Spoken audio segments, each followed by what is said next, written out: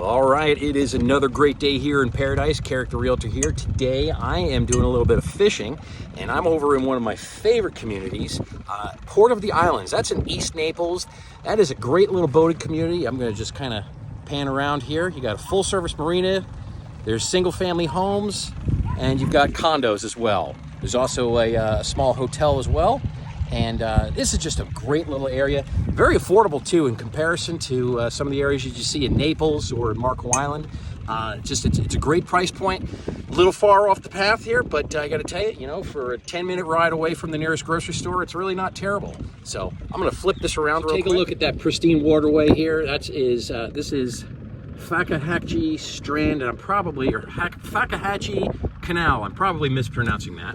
But that's a long canal. It's about 5 miles between here and the water. So it is good, probably 30-minute drive there, but it is, once you get past the housing development, it is absolutely gorgeous. You got some great fishing down here, great for tarpons, you got reds, snooks, anything that you could want in the backwaters world. And of course, put you out in the Gulf of Mexico, so of course you can get your offshore action as well if you have the time.